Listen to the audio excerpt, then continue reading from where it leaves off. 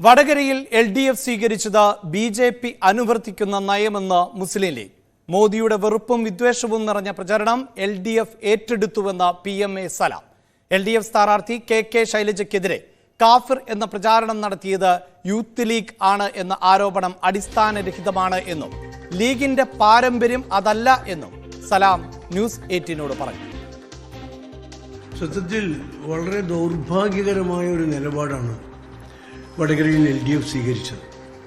ഒരു സ്ഥാനാർത്ഥിയുടെ ജാതിയും മതവും നോക്കിയിട്ട് അതിൻ്റെ പേരിൽ രാഷ്ട്രീയ മുതലെടുപ്പ് നടത്തുക, വോട്ട് നേടാൻ ശ്രമിക്കുക എന്നത് LDFിൽ നിന്ന് ഒരിക്കലും പ്രതീക്ഷിക്കുന്നതല്ല. കേരളത്തിന് പുറത്തുള്ള മറ്റു സംസ്ഥാനങ്ങളിൽ BJPക്ക് സ്വാധീനമുള്ള സംസ്ഥാനങ്ങളിൽ BJP അനുവർത്തിക്കുന്ന ഒരു നയമാണത്. നമുക്കറിയാലോ, ഇന്ത്യയുടെ പ്രധാനമന്ത്രി ശ്രീ നരേന്ദ്രമോദി പോലും ഈ തെരഞ്ഞെടുപ്പ് ഘട്ടത്തിൽ നടത്തിയ പ്രസംഗങ്ങൾ മുഴുവൻ വിദ്വേഷം വെറുപ്പും വളർന്നതായി. അത് കേരളത്തിൽ ആവർത്തിക്കുന്നത് ഏറ്റെടുത്തത് LDF ആണ്. വടകരയിൽ ഇത്രത്തോളം വിദ്വേഷമുണ്ടാക്കാനുള്ള പ്രവർത്തനങ്ങൾക്ക് നേതൃത്വം നൽകിയത് LDF ആണ്. സ്ഥാനാർത്ഥിയുടെ മതവും ജാതിയും നോക്കിയിട്ടല്ലല്ലോ തെരഞ്ഞെടുപ്പിനെ നേരിടേണ്ടത്.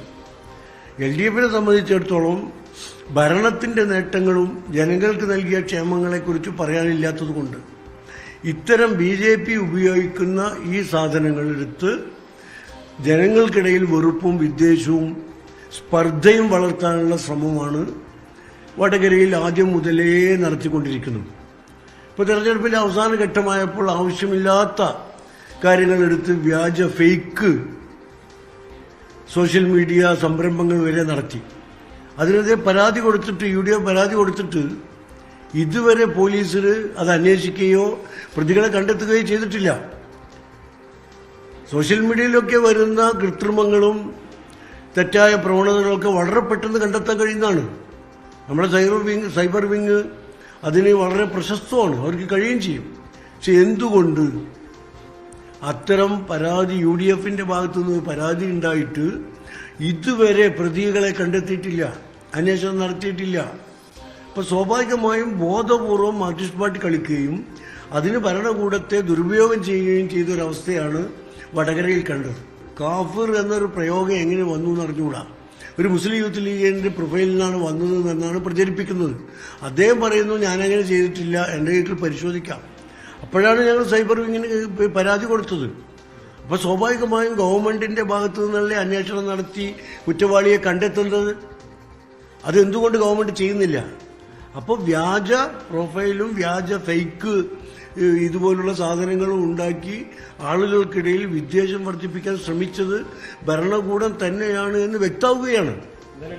ലീഗ് അത്ര പ്രചരണം നടത്തിയിട്ടില്ല എന്ന് ഉറപ്പിച്ച് പറയാൻ കഴിയും? തീർച്ചയായും അത് മുസ്ലിം ലീഗിന്റെ ഒരു പാരമ്പര്യമല്ല.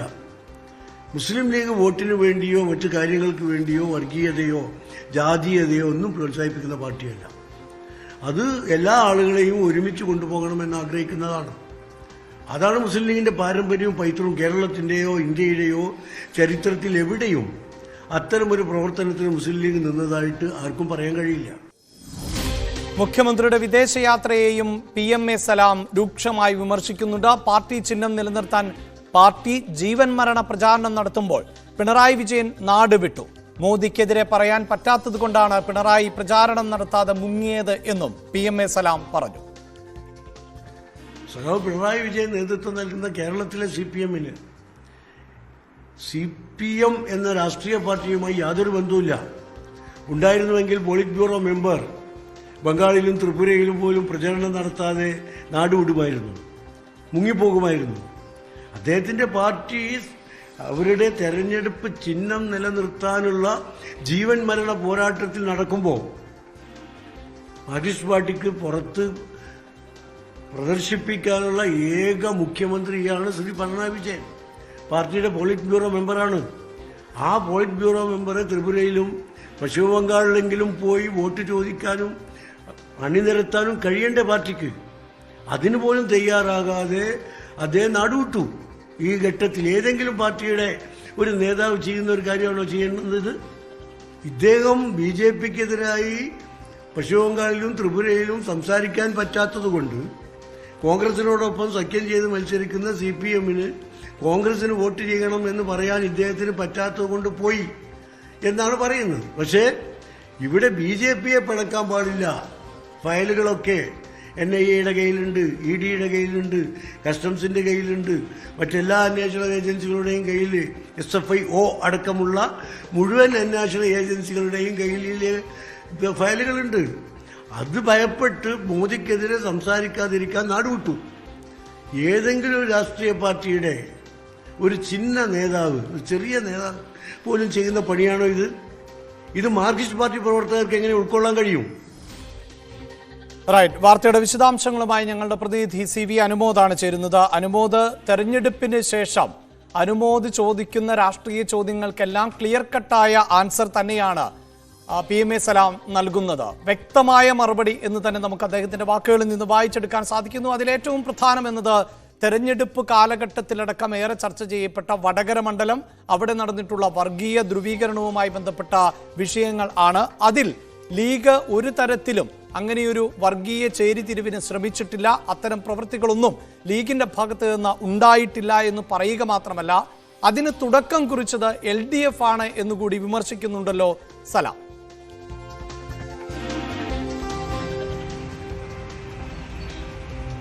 അഭിലാഷ്, സലാമിന്റെ വാക്കുകളിൽ വളരെ വ്യക്തമാണ് കാര്യങ്ങൾ. രണ്ട് കാര്യങ്ങളാണ് അദ്ദേഹത്തിൻ്റെതായി നമ്മളിപ്പോൾ പ്രേക്ഷകരെ കാണിച്ചിട്ടുള്ളത്. അതിൽ രണ്ടിലും പറയുന്ന കാര്യങ്ങളൊക്കെല്ലാം അടിസ്ഥാനപരമായിട്ടുള്ളത് ഒന്നാണ്.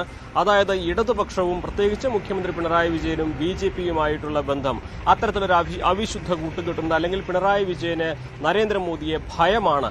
ഈ ഒരു കാര്യം അടിസ്ഥാനമാക്കിയാണ് PMA സലാം ഈ രണ്ട് കാര്യങ്ങളും പറഞ്ഞിരിക്കുന്നത്. ആദ്യത്തിലേക്ക് വരികയാണെങ്കിൽ വടകരയിൽ ഇടതുപക്ഷം നടത്തിയത് കടുത്ത വർഗീയ പ്രചാരണമാണ്.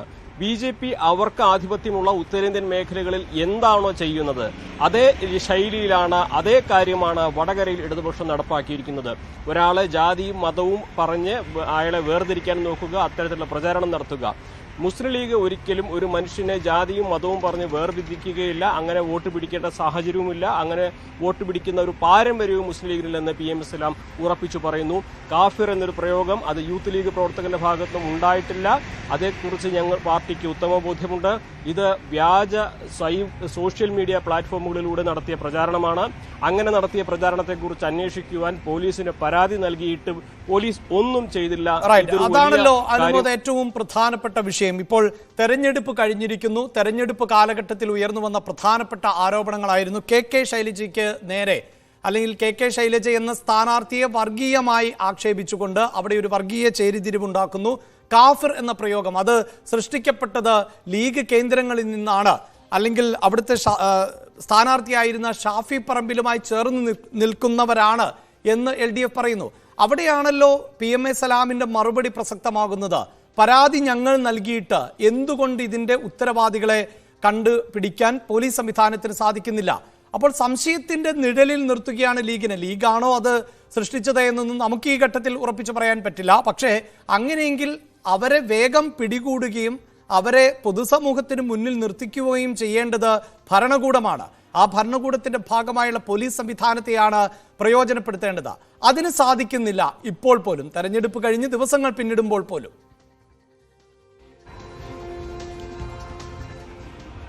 തീർച്ചയായും അതുതന്നെയാണ് കാരണം. സൈബർ പോലീസിനെ സംബന്ധിച്ച് ഇത് കണ്ടെത്താൻ വലിയ ബുദ്ധിമുട്ടുള്ള കാര്യമല്ല എന്ന് പറയുകയും ആ കണ്ടെത്തേണ്ടത് ആഭ്യന്തര വകുപ്പിന്റെ കീഴിലുള്ള ഈ പോലീസാണ്.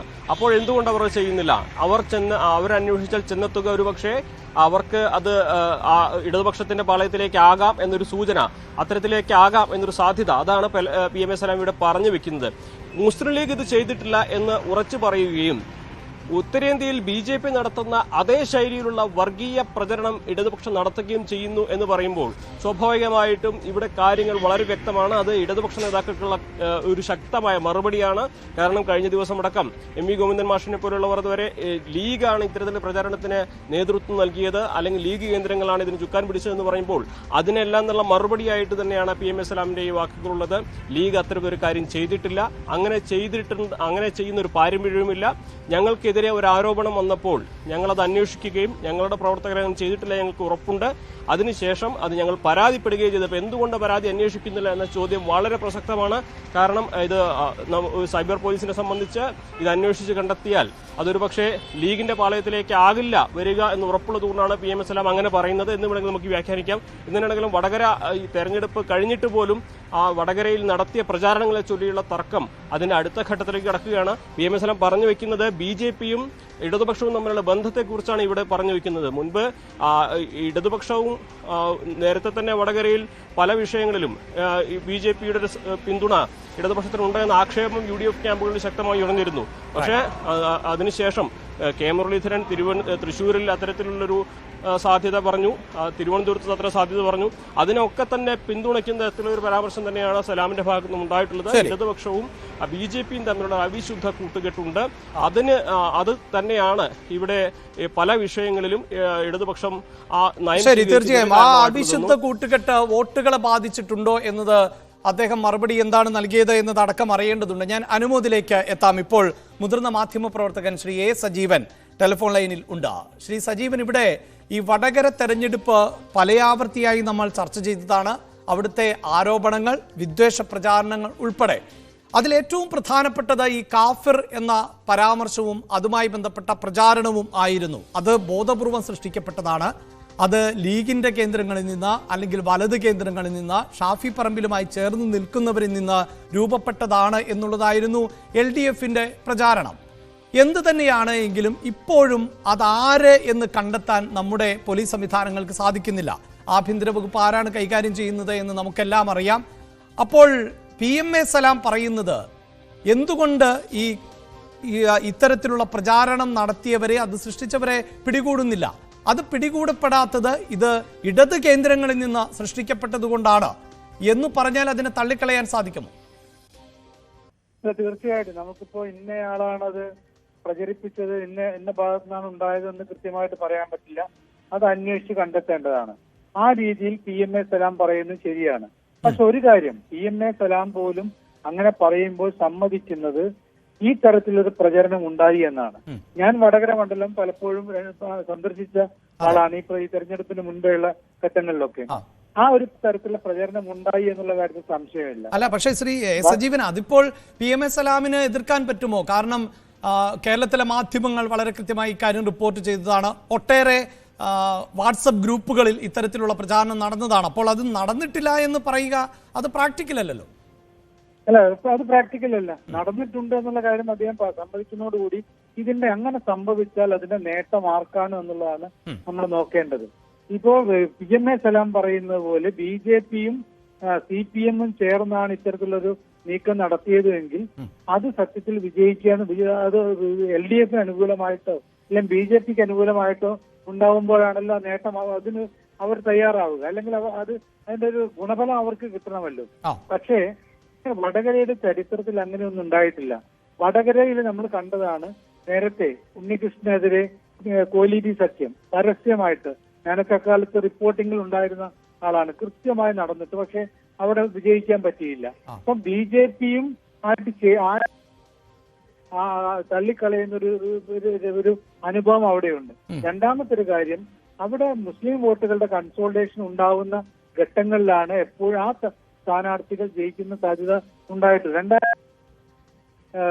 മുല്ലപ്പള്ളി രാമചന്ദ്രൻ അവിടെ ജയിക്കുന്നത് ആ രീതിയിലാണ്. 2014 മുല്ലപ്പള്ളി രാമചന്ദ്രന് വേണ്ട വിജയം, അദ്ദേഹം ജയിച്ചിട്ടുണ്ടെങ്കിൽ പോലും 0.48 ചെറിയ ഭൂരിപക്ഷവുമായിരുന്നു ജയിച്ചത്.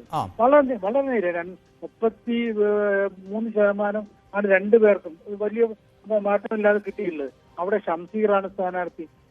ഷംസീറും മുല്ലപ്പള്ളി രാമചന്ദ്രനും മത്സരിക്കുമ്പോൾ ഉണ്ടാവുന്ന വ്യത്യാസം കണ്ട് അപ്പം അവിടെ ആ സമയത്തും ഒരു തരത്തില് മുസ്ലിം കൺസോൾട്ടേഷൻ ഉണ്ടായി എന്ന് തന്നെയാണ് ഞാൻ പറയുന്നത്. കാരണം ഈ കുറ്റിയാടി, മേപ്പയൂർ, നാദാപുരം ഭാഗങ്ങളിലൊക്കെയുള്ള ഒരു സ്വഭാവം അനുസരിച്ച് അത്തരത്തിൽ ഉണ്ടാവാറുണ്ട്. പണ്ടേ തന്നെ CPM-ഉം മുസ്ലിം ലീഗും തമ്മിലുള്ള പോരാട്ടം എന്ന് പറയുന്ന അവിടെ കൃത്യമായിട്ടും ഈഴവ മുസ്ലിം പോരാട്ടമായിട്ടാണ് മാറാറുള്ളത്. അപ്പൊ ആ ഒരു തരത്തിലുള്ളതുകൊണ്ട് ആ ഒരു കൺസോൾട്ടേഷന്റെ സ്വഭാവം എത്രയോ കാലമായിട്ടുള്ളതാണ്. അതപ്പോ അങ്ങനെ സംഭവം ഉണ്ടായ തവണ അതിന്റെ നേട്ടം കിട്ടാൻ പോകുന്നത് ഷാഫിക്കാണ്. ഞാൻ പലതവണ ഇത് ചർച്ചകളിൽ പറഞ്ഞ കാര്യമാണ്. അങ്ങനെ ഉണ്ട്, ഷാഫിക്ക് നേട്ടമുണ്ടാക്കാൻ പറ്റുന്ന ഒരു സംഗതി LDFന്റെയും BJPയുടെയും ഉണ്ടാകുമോ എന്നൊരു ചോദ്യമുണ്ട്. അവരുടെ വിട്ടിത്തം കൊണ്ട് അങ്ങനെ ഉണ്ടായിക്കൂടാ എന്നൊന്നും ഞാൻ പറഞ്ഞിട്ട് കാര്യമില്ല. കാരണം ഇതിന്റെ ആരാണ് ചെയ്തത് എന്ന് നമുക്കറിയില്ല. അത് പോലീസ് കണ്ടെത്തേണ്ടതാണ്. പക്ഷെ ഇതിന്റെ ഗുണഫലം ആർക്കുണ്ടാകും എന്ന ചോദ്യത്തിന് ഇതിന്റെ ഗുണഫലം ഒരിക്കൽ പോലും ശൈലജ ടീച്ചർക്ക് ഉണ്ടാവില്ല. കാരണം അങ്ങനത്തെ കൺസോൾട്ടേഷന്റെ ഗുണഫലം ഉണ്ടാവില്ല. അത് ഷാഫിക്ക് അനുകൂലമായിട്ടായിരിക്കും എന്നാണ് ഞാൻ വിചാരിക്കുന്നത്. വളരെ നന്ദി ശ്രീ സജീവൻ. ഇപ്പോൾ CPI നേതാവ് VP മുസ്തഫ ടെലിഫോൺ ലൈനിലുണ്ട്. ശ്രീ മുസ്തഫ, ഇവിടെ ഇപ്പോൾ PMA സലാം ഉന്നയിക്കുന്ന ആരോപണം എന്നത് വടകരയിൽ ഏതെങ്കിലും തരത്തിലുള്ള വർഗീയ ധ്രുവീകരണത്തിന് ശ്രമം നടന്നിട്ടുണ്ട് എങ്കിൽ അത് ഇടതുപക്ഷത്തിന്റെ ഭാഗത്ത് നിന്നാണ്. മാത്രവുമല്ല, കാഫിർ പോലെയുള്ള പ്രചാരണം നടത്തിയത് ലീഗാണ് എന്ന് പറയുമ്പോൾ, യൂത്ത് ലീഗാണ് എന്ന് പറയുമ്പോൾ ഇതുമായി ബന്ധപ്പെട്ടൊരു പരാതി പോലീസിന് മുന്നിൽ ഉണ്ട്. എന്തുകൊണ്ട് പിണറായി വിജയൻ കൈകാര്യം ചെയ്യുന്ന ആഭ്യന്തര വകുപ്പിന് കീഴിൽ വരുന്ന പോലീസിന് ഇതിന്റെ സൃഷ്ടാക്കളെ പിടികൂടാൻ സാധിക്കുന്നില്ല എന്ന ചോദ്യമാണ് ചോദിക്കുന്നത്. ഈ PMA സലാം അന്യഗ്രഹത്തിൽ ജീവിക്കുന്ന ഒരാളാണ്. അദ്ദേഹം കേരളത്തിൽ ജീവിക്കുന്നയാൾ തന്നെയല്ലേ? ഈ കോഴിക്കോട്ടും വടകരയൊക്കെയുള്ള നടക്കുന്ന കാര്യങ്ങൾ ദൈനംദിനം വീക്ഷിക്കുന്ന ഒരു നേതാവ് തന്നെയല്ലേ ലീഗിന്റേത്? അല്ലെങ്കിൽ എങ്ങനെ ഇങ്ങനെ പ്രതികരിക്കാൻ വേണ്ടി കഴിയുന്നത്? നിങ്ങൾ നോക്കൂ, ഓൾറെഡി ഇതിനകത്ത് വന്ന പരാതികളിൽ മുസ്ലിം ലീഗിന്റെ നേതാക്കളല്ലേ ഇപ്പൊ പോലീസ് പിടിയിലായിട്ടുള്ളത്. ന്യൂമാഹിയിൽ, അതുപോലെ കല്ലാച്ചിയിൽ, വടകരയിൽ ഒക്കെ മുസ്ലിം ലീഗിന്റെ പഞ്ചായത്ത് സെക്രട്ടറി അതുപോലുള്ള പദവികൾ വഹിക്കുന്ന ആളുകൾ ഇതിനകം പോലീസ് കേസിൽ പിടികൂടിയല്ലോ. പക്ഷേ അവിടെ ശ്രീ VP മുസ്തഫ, അതിപ്പോൾ ആ പോലീസ് പിടികൂടിയിട്ടുള്ളത് എന്തിന്റെ അടിസ്ഥാനത്തിലാണ്? ഇങ്ങനെ ഒരു പോസ്റ്റ് തയ്യാറാക്കിയതിന്റെ അടിസ്ഥാനത്തിലല്ലല്ലോ, ഇത് പ്രചരിപ്പിച്ചവരിലേക്ക് വരുന്നു എന്നുള്ളതാണ്. അതിപ്പോൾ ഏതെങ്കിലും ഒരു വാട്സപ്പ് ഗ്രൂപ്പിൽ ഇത്തരത്തിൽ ഒരു മെസ്സേജ് വന്നാൽ അത് അറിഞ്ഞോ അറിയാതെയോ ഒക്കെ, അല്ലെങ്കിൽ അതിന്റെ ഗൗരവം മനസ്സിലാക്കാതെയോ ഒക്കെ പലപ്പോഴും ഷെയർ ചെയ്യപ്പെടുന്ന സാഹചര്യങ്ങൾ ഉണ്ടാകാറുണ്ട്. പക്ഷെ ഇതിന്റെ സൃഷ്ടാവാര്, ഇതെവിടെ നിർമ്മിക്കപ്പെട്ടു എന്നതാണല്ലോ പ്രധാനം. ഇത് പാസ് ചെയ്തവരോ മറ്റൊരാൾക്ക് അയച്ചു കൊടുത്തവരോ ആണോ പ്രധാനപ്പെട്ട പ്രതികൾ? അവരിലേക്ക് എത്തലെങ്ങനെയാ? ഈ സൃഷ്ടാവിലേക്ക് എത്തലെങ്ങനെയാ? സൃഷ്ടാവിലേക്ക് എത്തല് ഇത് പ്രചരിപ്പിച്ച സൃഷ്ടികളിലൂടെ തന്നെയാ. അല്ല, അതിനൊക്കെ നമുക്ക് കരുത്തുള്ള ഒരു സൈബർ സംവിധാനമുണ്ട്. നമ്മുടെ സൈബർ പോലീസൊക്കെ അത്ര വീക്കാണ് എന്ന് പറയാൻ സാധിക്കുമോ? അല്ല, ഇവരെ നിങ്ങൾ പിടിച്ചു കൊടുത്തതാണോ? ന്യൂസ് 18 ആൾ പിടിച്ചു കൊടുത്തതാണോ? അല്ലല്ലോ, പോലീസ് അന്വേഷിച്ച് കണ്ടുപിടിച്ചതല്ലേ. ആരും സ്വയം അതാണ് ശ്രീ VP മുസ്തഫ ഞാൻ സൂചിപ്പിച്ചത്. ഇത് വാട്സപ്പ് ഗ്രൂപ്പിൽ വരുന്ന മെസ്സേജുകൾ പ്രചരിപ്പിക്കുകയും മറ്റു ഗ്രൂപ്പുകളിലേക്ക് അയക്കുകയും ഒക്കെ ചെയ്യുന്നവരെ പിടികൂടുക എന്നതിനേക്കാൾ ഏറ്റവും പ്രധാനം അത് സൃഷ്ടിച്ചതാരെ എന്നത് തന്നെയാണ്. അല്ല, നിങ്ങൾ ഈ ഒരേ ചോദ്യം തന്നെ 2-3 തവണ ചോദിക്കല്ലേ? ഞാനൊന്ന് കംപ്ലീറ്റ് ചെയ്യാൻ സമ്മതിക്കും. അല്ലെങ്കിൽ പിന്നെ ഇതിനെ കട്ട് ചെയ്യാം. എനിക്ക് വലിയ നിർബന്ധമൊന്നുമില്ലല്ലോ ഇത്. അതുകൊണ്ടല്ല ശ്രീ VP മുസ്തഫ, താങ്കൾ ഇപ്പോഴും ഇത് പ്രചരിപ്പിച്ചു. അല്ല, താങ്കൾ പറയുന്നിടത്ത് താങ്കൾ ഈ 2 പേരെ പിടികൂടി അവർ ലീഗുകാരാണ് എന്ന് പറയുന്നു, സ്വാഭാവികം. പക്ഷേ അവരിത് സൃഷ്ടിച്ചോ അല്ലെങ്കിൽ അത് പാസ് ചെയ്തോ അത് മെസ്സേജ് അയച്ചോ എന്നത്, അവർ ചെയ്ത കുറ്റകൃത്യം എന്താ എന്നതും വളരെ പ്രധാനപ്പെട്ടതല്ലേ? റൈറ്റ്. മുതിർന്ന മാധ്യമ പ്രവർത്തകൻ KPO റഹ്മത്തുള്ള ഇപ്പോൾ ടെലിഫോൺ ലൈനിൽ ഉണ്ട്. ശ്രീ റഹ്മത്തുള്ള, ഇവിടെ ഇപ്പോൾ ഈ കാഫിർ പോലെയുള്ള പ്രചാരണം നടത്തിയതാര് എന്ന് കണ്ടെത്തുക എന്നതാണല്ലോ ഇനി പ്രധാനം. അത് പ്രചാരണ സമയത്ത് അടക്കം വലിയ തോതിൽ ചർച്ച ചെയ്യപ്പെട്ട ഒന്നാണ്. തെരഞ്ഞെടുപ്പ് കഴിഞ്ഞു, വോട്ടുകൾ പെട്ടിയിലായി കഴിഞ്ഞു. അപ്പോൾ സ്വാഭാവികമായും ഈ കേരളത്തിൽ ഇത്തരത്തിൽ വിദ്വേഷ പ്രചാരണം നടത്തുന്നവർ ആരുമാകട്ടെ, അത് ആര് സൃഷ്ടിച്ചു എന്നുള്ളത് ഇപ്പോഴും കണ്ടെത്താൻ പറ്റിയിട്ടില്ല. അതേത് പാർട്ടിയുടെ ഭാഗത്ത് നിന്നറിയാൻ സാധിക്കുന്നില്ല. പക്ഷേ അത് കണ്ടെത്തേണ്ടത് ആവശ്യമല്ലേ? അതിന് ഇത്രമേൽ വലിയ കാലതാമസത്തിന്റെ ആവശ്യവുമുണ്ടോ? നിർബന്ധമായും ഇത്തരം പ്രചരണം നടത്തിയത് ആര് എന്ന് സംശയങ്ങൾ ഇല്ലാതാക്കാൻ കണ്ടെത്തേണ്ടത് ആഭ്യന്തര വകുപ്പിന്റെ പ്രത്യേക ചുമതലയാണ്. കേരളത്തെ പോലെ മതസൗഹാർദ്ദവും വ്യത്യസ്ത മതവിഭാഗങ്ങൾ തമ്മിൽ സമന്വയത്തോടെയും ജീവിക്കുന്ന ഒരു സമൂഹത്തിൽ ആർക്കെതിരെയും സംശയത്തിന്റെ മുന നീളാൻ പാടില്ല.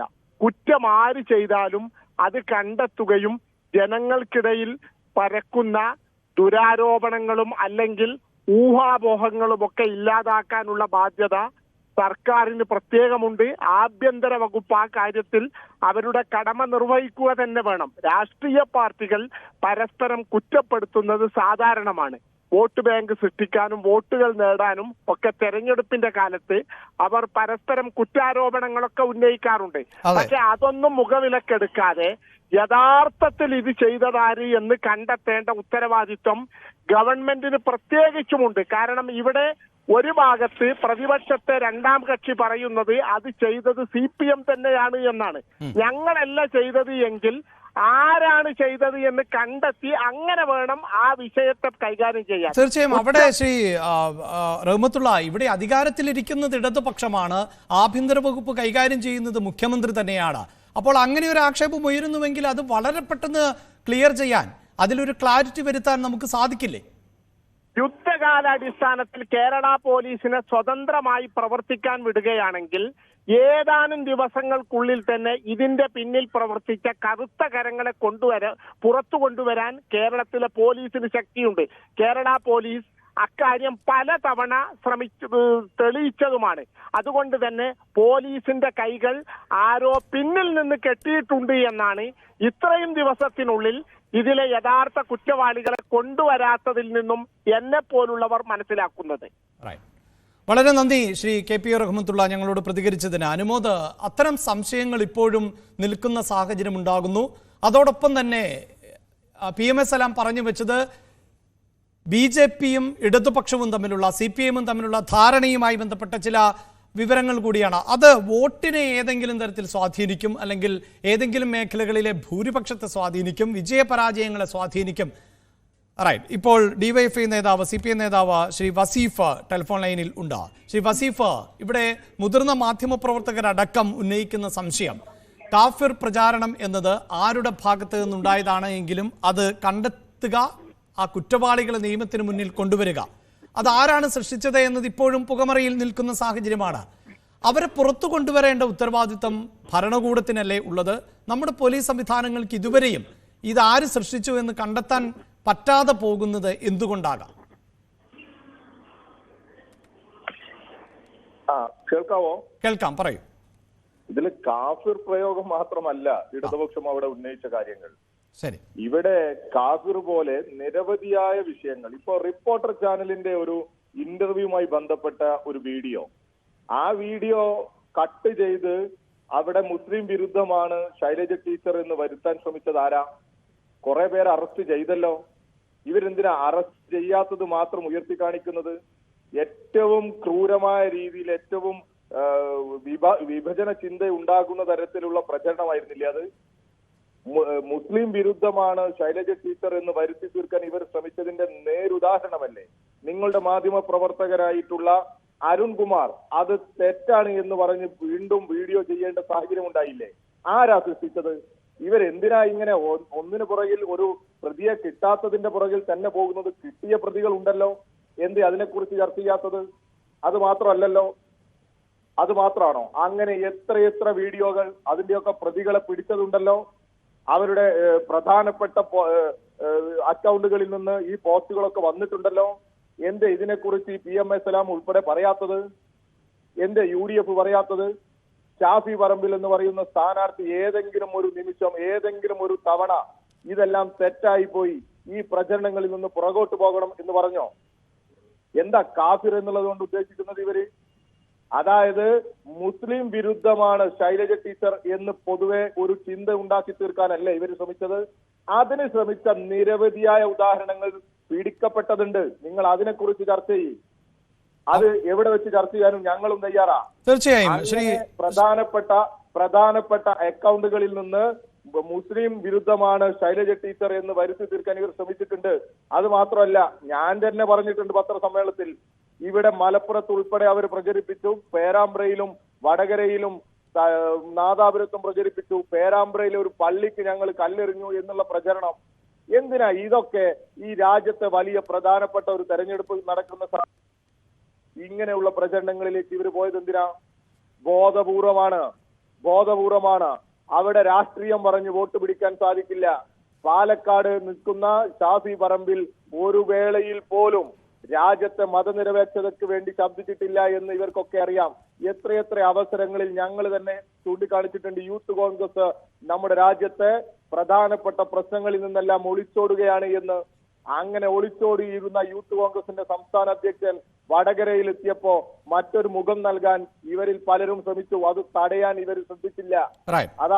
അത് തന്നെയാ ഇവിടെ ശൈലജ ടീച്ചർക്കെതിരെ വ്യാജമായ അശ്ലീലമായ പ്രചരണങ്ങൾക്ക് ഇവർ നേതൃത്വം കൊടുത്തില്ലേ? അത് കൈയോടെ പിടിക്കപ്പെട്ടതല്ലേ? എത്രയെത്ര അക്കൗണ്ടുകളിൽ നിന്ന് വന്നു. എന്നിട്ട് കള്ളൻ കള്ളൻ എന്ന് വിളിച്ചു പറഞ്ഞ് ഓടുകയാണ് ഇവര്. തീർച്ചയായും ശ്രീ വസീഫ, അതുകൊണ്ട് തന്നെയാണ് ഞാൻ ആവർത്തിച്ച് ചോദിക്കുന്നത്. സ്വാഭാവികമായും ഇത്തരം പ്രചാരണങ്ങൾ നടത്തുന്നത് തെറ്റാണ്. പല വാട്സപ്പ് ഗ്രൂപ്പുകളിലും അടക്കം ഇത്തരം വീഡിയോ ദൃശ്യങ്ങളടക്കം പ്രചരിക്കുകയും അത് പല ആളുകളും ഫോർവേഡ് ചെയ്യുകയും മറ്റു ഗ്രൂപ്പുകളിലേക്ക് അയക്കുകയും ഒക്കെ ചെയ്യുന്ന സാഹചര്യമുണ്ട്. ഒരു തെരഞ്ഞെടുപ്പുമായി ബന്ധപ്പെട്ട് അത്തരം പ്രവൃത്തികൾ പോലും ചെയ്യരുത് എന്നത് താങ്കൾ പറയുന്നതിനോട് 100% യോജിക്കുന്നു. അത് ഏത് ഇടങ്ങളിൽ നിന്നാണെങ്കിൽ പോലും. പക്ഷേ ഇപ്പോഴും ഇതിൽ പ്രധാനപ്പെട്ടതായി മാറുന്നത് ഇത് എവിടെ സൃഷ്ടിക്കപ്പെടുന്നു, ഇത് ആര് നിർമ്മിക്കുന്നു എന്നതൊക്കെയാണ്. അത് വാക്കാൽ വിമർശനങ്ങളാൽ ഇപ്പോൾ ഷാഫി പറമ്പലിന്റെ സുഹൃത്തുക്കളാണ്, അദ്ദേഹത്തോടൊപ്പം നിൽക്കുന്നവരാണ്, ഇത് യൂത്ത് ലീഗാണ് ചെയ്യുന്നത് എന്നൊക്കെ പറയുമ്പോൾ പോലും ഇത് സൃഷ്ടിച്ച ആളെ, ഇത് എവിടെയാണോ മേക്ക് ചെയ്യപ്പെട്ടത്, ഇതിന്റെ ഉറവിടം എവിടെയാണോ അത് കണ്ടെത്താമല്ലോ. ഞാൻ പറയാം, അത് കണ്ടെത്തണം പോലീസ്, അതിലൊരു തർക്കവും വേണ്ട. കാരണം ഇവിടെ ഇപ്പൊ പോലീസ് പലതും കണ്ടെത്തേണ്ടിയിരിക്കുന്നു. ഈ വ്യാജ ID കാർഡ് നിർമ്മിച്ചതിൽ പലരും പിടിച്ചില്ലേ? പലരും ഉണ്ടാക്കിയതാണ്, അവരുടെ കമ്പ്യൂട്ടർ സഹിതം പിടിച്ചിട്ടില്ലേ? നിങ്ങൾ പറയുന്ന പോലെ അവരുടെ സംസ്ഥാന നേതൃത്വത്തിലേക്ക് അല്ലെങ്കിൽ സംസ്ഥാന അധ്യക്ഷനിലേക്ക് എത്തിയിട്ടില്ലെങ്കിലും അവരുടെ സംസ്ഥാന നിലവാരത്തിൽ പ്രവർത്തിക്കുന്ന പലരെയും പിടിച്ചിട്ടില്ലേ? ഇവിടെ കോട്ടയം കുഞ്ഞച്ചൻ എന്ന് പറയുന്ന ഒരു വ്യാജ ID ഉണ്ടാക്കി വലിയ രീതിയിൽ കേരളത്തിലെ ഇടതുപക്ഷ പ്രവർത്തകരുടെ ഭാര്യമാരെ, വനിതാ പ്രവർത്തകരെ ഒക്കെ ആക്ഷേപിച്ച പ്രതിയെ പിടിച്ചില്ലേ? നിങ്ങൾ ആഘോഷിച്ചോ? ഇല്ലല്ലോ. ആ പ്രതിയെ പിടിച്ച സമയത്ത് കേരളത്തിലെ UDF-ന്റെ കോൺഗ്രസിന്റെ തലമുതിർന്ന നേതാക്കന്മാർ അവരുടെ അടുത്ത് നിന്ന് ഡോക്ടർ സ്റ്റാലിൻ ഉൾപ്പെടെ ഫോട്ടോ എടുത്തിതാ ഞങ്ങൾ പുറത്തേക്ക് കൊണ്ടുവരുന്നു എന്നല്ലേ പറഞ്ഞത്? കയ്യോടെ പിടിച്ചതാ. അതുപോലെ ഇതും പിടിക്കുമെന്ന് തന്നെ ഞങ്ങൾ പ്രതീക്ഷിക്കുന്നത്. അത് പോലീസ് അതിനുവേണ്ടി തയ്യാറാകണം, പിന്നാലെ പോകണം. 100% സ്വാഗതാർഹമാണ്. അത് പിടിക്കുക തന്നെ വേണം. പിടിക്കപ്പെടുമ്പോഴാണ്. പറയട്ടെ, നിങ്ങളുടെ ചോദ്യത്തിന് മറുപടി പറയട്ടെ. കോട്ടയം കുഞ്ഞച്ചന്മാരെ ഉൽപ്പാദിപ്പിച്ച് കേരളത്തിൽ ഉടനീളം വ്യാജ പ്രചരണത്തിന് നേതൃത്വം കൊടുക്കുന്നവരാ കേരളത്തിലെ UDF-ഉം കോൺഗ്രസും എല്ലാം. അതിന് ഒരു വേള പോലും തള്ളി പറയാത്തവരാ ഇവര്. അങ്ങനെ വെറുതെ ഇതിനെ അങ്ങ് കണ്ടിട്ട് പോകാൻ പറ്റില്ല. അല്ല, തള്ളി പറഞ്ഞില്ല എന്ന് താങ്കൾ പൂർണ്ണമായും പറയരുത്. ഞങ്ങളുടെ പ്രതിനിധിയോടക്കം, ഇപ്പോൾ ഷാഫി പറമ്പിലടക്കം അത്തരത്തിലുള്ള ഒരു ഒട്ടും വേണ്ട എന്ന് ന്യൂസ് 18-നോടക്കം പ്രതികരിച്ചിരുന്നു. നിങ്ങൾ സംസാരിക്കുമ്പോൾ ഞാൻ സംസാരിച്ചിട്ടില്ല. ഞാൻ സംസാരിക്കുമ്പോൾ എനിക്ക് സംസാരിക്കാൻ അവസരം എന്താ? നിങ്ങൾ വിളിച്ചിട്ടാ ഞാൻ സമയമില്ലാത്ത അല്ല പറഞ്ഞുകൊള്ളൂ. അത് ഇപ്പൊ താങ്കൾ പറയുന്നതിൽ ചില ഫാക്ടുകൾ ഞങ്ങളോട് പറഞ്ഞ കാര്യം പറയാതിരിക്കാനും വയ്യല്ലോ. ഞാൻ സംസാരിക്കുമ്പോഴല്ലോ നിങ്ങൾ സംസാരിക്കും. Okay, by. റൈറ്റ്, വളരെ നന്ദി ശ്രീ വസീഫ് പ്രതികരിച്ചതിന്. എന്തായാലും ഈ കൃത്യം ചെയ്തതാരാണോ അവരെ കണ്ടെത്തുക എന്നത് തന്നെയാണ് വളരെ പ്രധാനപ്പെട്ടത്. അതിനുള്ള സംവിധാനങ്ങൾ നമുക്കുണ്ട്, പോലീസ് സേനയുണ്ട്. അവരെ കൃത്യമായി നിയമത്തിന് മുന്നിൽ കൊണ്ടുവരിക, കണ്ടെത്തുക. അതുവരെ ഇങ്ങനെ സംശയത്തിന്റെ നിഴലിൽ മറ്റുള്ളവരെ നിർത്തുന്നതിൽ വലിയ കാര്യമൊന്നുമില്ല. ഇത് അധികാരികളുടെ ഭാഗമായിട്ടുള്ള, അധികൃതരുടെ ഭാഗമായിട്ടുള്ളവർ തന്നെ മറുപടി നൽകേണ്ട വിഷയമാണ്. അനുമോദ്, ഈ വ്യാജ വീഡിയോകൾ നിർമ്മിച്ചതുമായി ബന്ധപ്പെട്ട് കൃത്യമായ ഉത്തരം കണ്ടെത്താൻ നമ്മുടെ പോലീസ് സംവിധാനത്തിന് സാധിക്കുന്നില്ല. അതുവരെ ആരെ വേണമെങ്കിലും ഇങ്ങനെ പുകമറയിലൊക്കെ നിർത്തുകയും ചെയ്യാം. അത് കണ്ടെത്തുക എന്നത് അത്ര വലിയ ശ്രമകരമായ ഒരു ദൗത്യമൊന്നുമല്ല എന്നാണ് പോലീസ് കേന്ദ്രങ്ങളും IT കേന്ദ്രങ്ങളും ഒക്കെയായി ബന്ധപ്പെട്ട പ്രതികരണങ്ങളിൽ നിന്ന് നമുക്കുൾപ്പെടെ മനസ്സിലാക്കാൻ സാധിക്കുന്നത്. നേരത്തെ റഹമത്തുള്ള സൂചിപ്പിച്ചതുപോലെ അപ്പോൾ ആരൊക്കെയോ പിന്നിൽ നിന്ന് കൈകൾ കെട്ടുന്നുണ്ട് എന്ന് പൊതുവെ സംശയം തോന്നേണ്ടതായി വരും. അതോടൊപ്പം തന്നെ PMA സലാം സൂചിപ്പിച്ച മറ്റു ചില ആക്ഷേപങ്ങൾ എന്നത് ഈ BJP-യും CPI-യും തമ്മിൽ ധാരണയുണ്ട് എന്നതാണ്. അങ്ങനെയൊരു ധാരണ വോട്ടിങ്ങിനെ ഏതെങ്കിലും തരത്തിൽ ബാധിച്ചിട്ടുണ്ടോ? അതുമായി ബന്ധപ്പെട്ട ഏതെങ്കിലും തരത്തിലുള്ള പ്രതികരണം PMA സലാം നടത്തിയോ?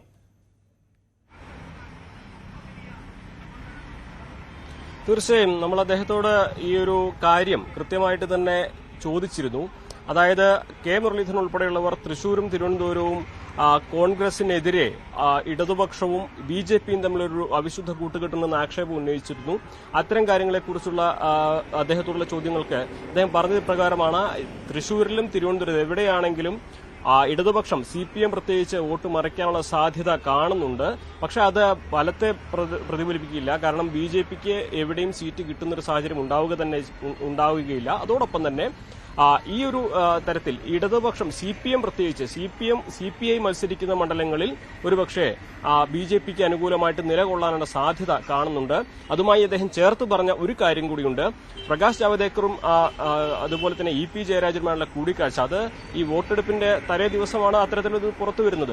സ്വാഭാവികമായിട്ടും ജാവദേക്കറെ തള്ളി പറഞ്ഞുകൊണ്ടുള്ള പ്രസ്ഥാനങ്ങൾ വന്നെങ്കിൽ പോലും അതിനെ ഒന്നും ലീഗ് അംഗീകരിക്കുന്നില്ല. അങ്ങനെ മുൻപൊരു ധാരണ ഉണ്ടായിരിക്കാം, അല്ലെങ്കിൽ ഉണ്ടാകാതെ ജാവദേക്കർ മുൻ കേന്ദ്രമന്ത്രി ഒരു വീട്ടിലേക്ക് പെട്ടെന്ന് കയറി ചെല്ലേണ്ട കാര്യമില്ല. അങ്ങനെ ഇറങ്ങിപ്പോകണമെന്ന് പറഞ്ഞ സ്ഥലത്ത് നിന്നും വീണ്ടും ചെല്ലുന്ന ആളുകളല്ല ഇത്രയും ഉന്നത നേതാക്കളൊക്കെ, അങ്ങനെ ഒന്നും കരുതാനാകില്ല. അപ്പോൾ മുൻപ് തന്നെ ഇത്തരത്തിലുള്ള ധാരണ എവിടെയൊക്കെയോ ഉണ്ടാക്കിയിട്ടുണ്ട്. അതിന്റെ തുടർച്ചയാണ് ജാവദേക്കറിന്റെ സന്ദർശനം എന്നുകൂടി PMA സലാം പറഞ്ഞു വെക്കുന്നുണ്ട്. ഇതിന് തുടർച്ചയായിട്ട് തന്നെയാണ് അദ്ദേഹം ഇപ്പോഴത്തെ മുഖ്യമന്ത്രി പിണറായി വിജയന്റെ സ്വകാര്യ സന്ദർശനത്തെയും അദ്ദേഹം ചേർത്ത് വായിക്കുന്നത്. ചിഹ്നം നിലനിർത്തുവാൻ ഇടതുപക്ഷം CPM ജീവൻ മരണ പോരാട്ടം നടത്തുമ്പോൾ CPMന്റെ മുഖ്യമന്ത്രിയായിട്ടുള്ള പിണറായി വിജയൻ എന്തുകൊണ്ട് ത്രിപുരയിലോ പശ്ചിമബംഗാളിലോ പ്രചരണത്തിന് പോകുന്നില്ല എന്ന് അദ്ദേഹം ചോദിക്കുന്നു. അത് കോൺഗ്രസിന് വേണ്ടി പ്രചരണം നടത്താനുള്ള ബുദ്ധിമുട്ട് മാത്രമല്ല, BJPക്കെതിരെ പ്രത്യേകിച്ച് നരേന്ദ്രമോദിക്കെതിരെ സംസാരിക്കുന്നതിനുള്ള തടസ്സം, പേടി കൂടി അദ്ദേഹത്തിനുണ്ട് എന്നുകൂടി ഒരു ആക്ഷേപമായിട്ട്, ഗുരുതര ആക്ഷേപമായിട്ട് അദ്ദേഹം പറയുന്നുണ്ട്. അതായത് EDയുടെയും കസ്റ്റംസിന്റെയും കയ്യിലുള്ള നിരവധി കേസുകളുണ്ട്, നിരവധി രേഖകളുണ്ട്. അതൊക്കെ എപ്പോൾ വേണമെങ്കിലും ഒരുപക്ഷെ പിണറായി വിജയനെതിരെ ഉപയോഗിക്കാൻ സാധ്യതയുണ്ട്. അതൊക്കെ ആകാം അദ്ദേഹം പിണറായി വിജയൻ നരേന്ദ്രമോദിക്കെതിരെ സംസാരിക്കാതെ, പ്രചരണത്തിനിറങ്ങാതെ സ്വകാര്യ സന്ദർശനത്തിന് പോയിരിക്കുന്നത് എന്നൊരു ഗുരുതരമായ ആരോപണം കൂടി PMA സലാം ഉന്നയിക്കുന്നത്. റൈറ്റ്. വടകരയിൽ വർഗീയ ധ്രുവീകരണത്തിന് ശ്രമിച്ചിട്ടില്ല ലീഗ്, അത് ഇടത് കേന്ദ്രങ്ങളിൽ നിന്നാണ് ഉണ്ടായത്. അതോടൊപ്പം തന്നെ പ്രധാനമന്ത്രി നരേന്ദ്രമോദിയുടെ അതേ രീതിയിൽ തന്നെയാണ് മുഖ്യമന്ത്രി പിണറായി വിജയനും ഇടപെടുന്നത്. BJPയുടെ നയം തന്നെയാണ് CPIMനും. മോദിയെ ഭയമാണ് പിണറായി വിജയന്. അതുകൊണ്ട് തന്നെയാണ് ഈ തെരഞ്ഞെടുപ്പ് കാലഘട്ടത്തിൽ വിദേശയാത്രയ്ക്ക്, സ്വകാര്യ യാത്രയ്ക്ക് തയ്യാറായി പോയത്. BJPക്കെതിരെ സംസാരിക്കാനുള്ള ഭയം കൊണ്ടും മടികൊണ്ടുമാണ് മുഖ്യമന്ത്രി ഇപ്പോൾ വിദേശയാത്രയ്ക്ക് സമയം തെരഞ്ഞെടുത്തത് എന്ന രൂക്ഷ വിമർശനം കൂടിയാണ് PMA സലാം ഉന്നയിക്കുന്നത്.